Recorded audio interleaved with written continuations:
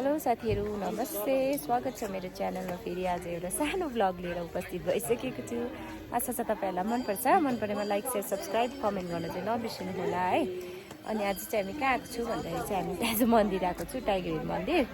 मेरो चाहिँ किन हाँस उठ्यो भन्दाखेरि जस्तै क्यामेरा ओपन गरेँ त्यस्तै नानी नमस्ते गर्छ नि त मेरो सानो छोरी। नानी यता आउन लड्छ चाहिँ मेरो ठुलो छोरी है भनिदेऊ छोरी। ठुलो छोरी चाहिँ म जत्रै भएर चाहिँ सबै मेरो लुगाहरू हुन्छ हो। अन्त मै जस्तो भएर आएको छ है भन सेवानी भनिदेऊ। अनि हामी चाहिँ मन्दिर आएको छु आज एज अ डकुमेन्ट्री। आएको बेलामा भिडियो पनि बनाइराखौँ न भनेर नि। अन्त अब चाहिँ तपाईँलाई तल गएर भेट्छु। होइन यहाँको इन्भाइरोमेन्ट नै अर्कै छ नि, यस्तो पिसफुल छ। जाउँ चाहिँ हाम्रो टाढोमा भएको साथीहरूलाई पनि हो, यहीँबाट भए पनि मन्दिरको दर्शन गर्नु है साथीहरू। किन छोरी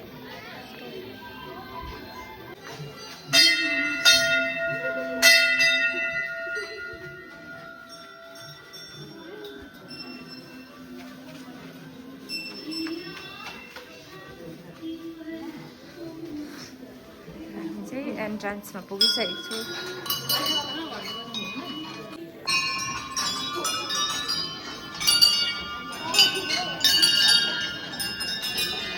लाइन त खतरा भिडे। आज अलिक कम्ती पो होला भनेको त होइन रहेछ, आज झन् बेसी लाइन रहेछ। कस्तो डरको सर्दी लागिरहेको छ साथीहरू। म चाहिँ टाले बोकेर सिगारेट बोक्नुको लागिरहेको छु। उसले मिटिङबाट सर्दी बोकेर आएछ, अन्त मलाई सार्यो आमालाई है। हाइटमा म जत्रो भइसकेको छ। सानो लाइन छ है हेर्नुहोस् न साथी।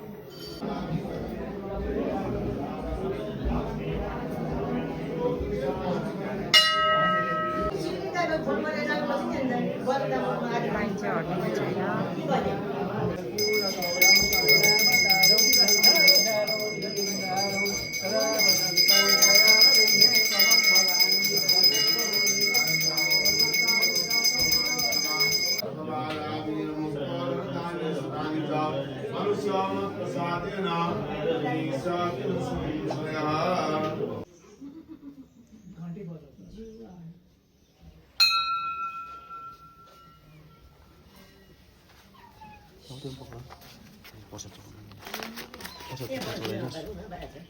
सेतो त त्यहाँ चलाउनुपर्छ सेतो।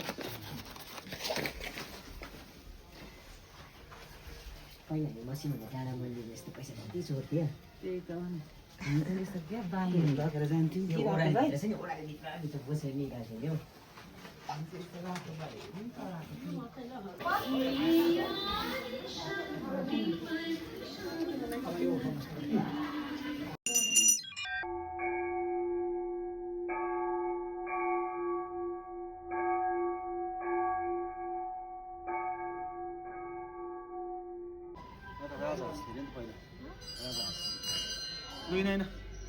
उता घुम्नुपर्छ त होइन, परिक्रमा गर्नुपर्छ।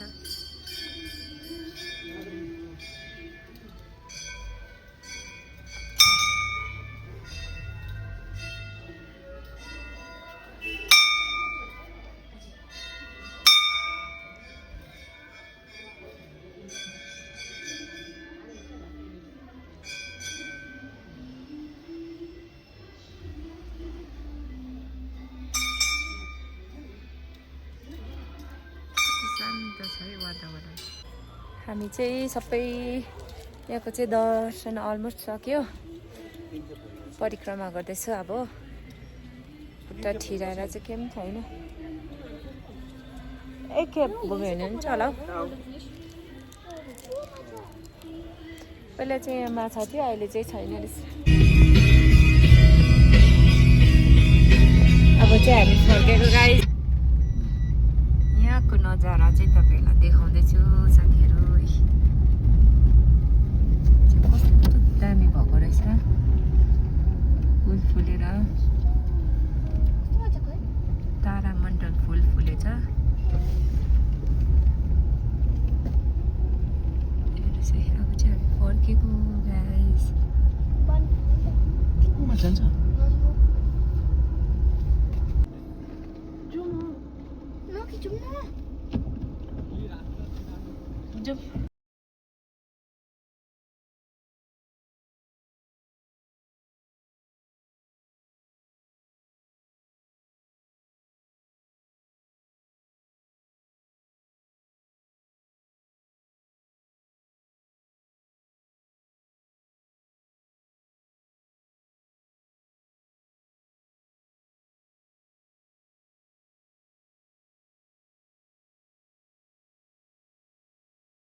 जाम छ है guys।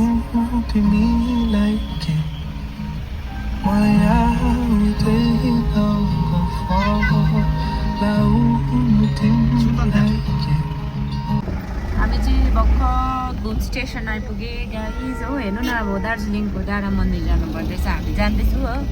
यस्तो जाम छ, कहिले पुग्नु होला? अहिले बिहानको 11 बजिसकेको छ।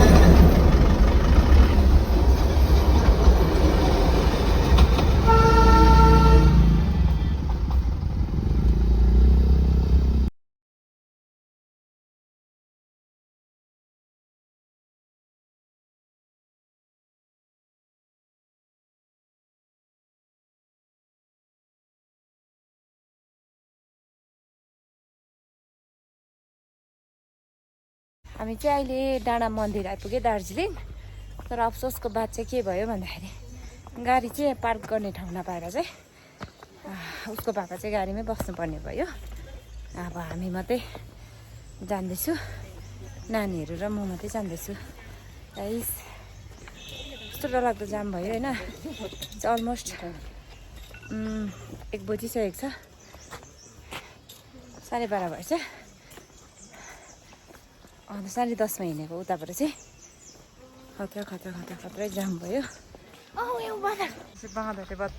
बदिँदैछ नचलाइ चलायो भने उनीहरूले पनि गर्छ।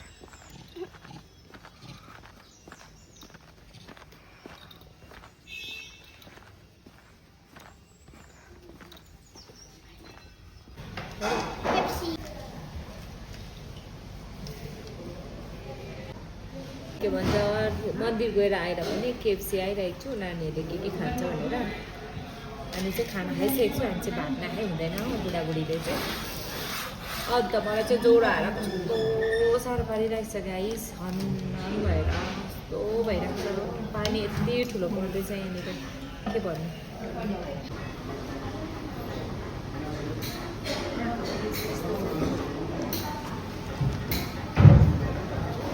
बिहिबारको साथमा छ KFCमा पनि सिजनले गर्दामा होला आई थिङ्क। मन्दिर गएर मासु खायो भने नभनिदिनु होला गाइस। अब नानीहरूले मान्दैन, नखाउँ भन्दा हो। अझै सी फुड पो खाने भन्दै थियो।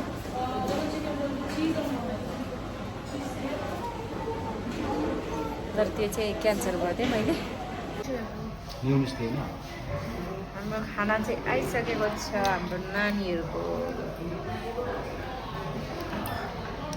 यो खानु न एउटा स्मोकी। ला पहिला यो प्लेन खानु पर्थ्यो नि।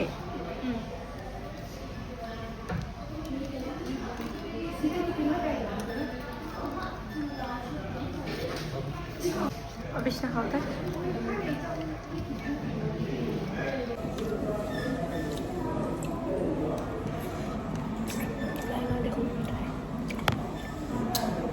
खान्छु नि यति बेला।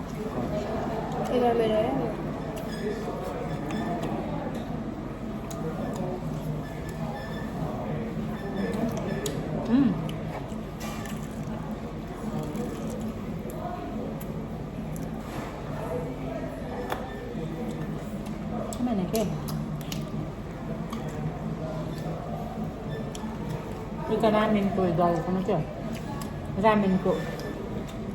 मसला चाहिँ हामी चौरास्ता लागेको है साथीहरू। फर्स्ट टाइम छुट्टी आएको अहिले होइन, आउनु पाएको भर्खर।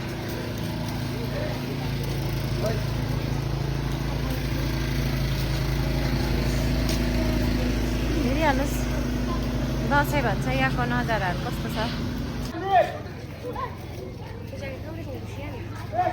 होइन नि स्टोरबाटै किनेको।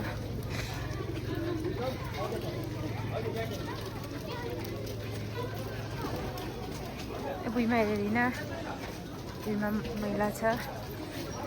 चाहिँ हामी लागेको चौरास्ता घोडा गनायो।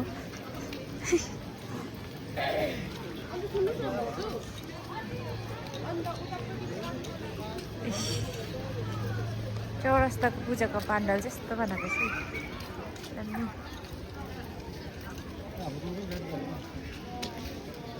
यो चाहिँ हाम्रै गाउँको राजिताले बनाउनु भएको जग्गा चाहिँ यस्तो छ।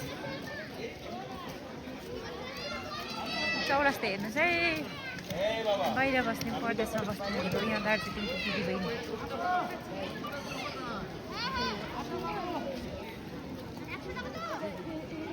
अब चाहिँ हामी लागेको साथीहरू भयो, केही किन्नु पनि पाइनँ, बिजोकै भयो पानी परेर,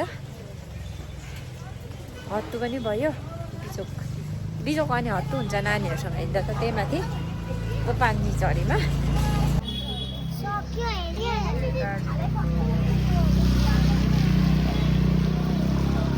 फेमस कुन चाहिँ चर्च हो तर यो चाहिँ याद छैन हो।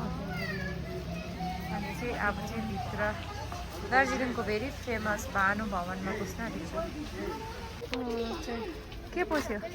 लाबुबु किने माग्दैछ, फेरि लाबुबु छोरा पनि हो।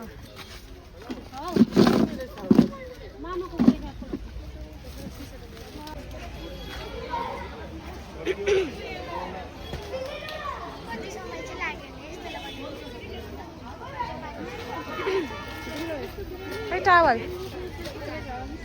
चाहिँ हामी घर फर्केको साथीहरू, यो नानी चाहिँ सुतिरहेको छ हो। हत्तु भयो, हामीहरू चाहिँ हत्तु भएर घर फर्केको। म पनि त्यही माथि ज्वरो हन पारेर गर्नु साह्रो भइगयो हो। चाहिँ फर्केको गाइस हामी चाहिँ घर।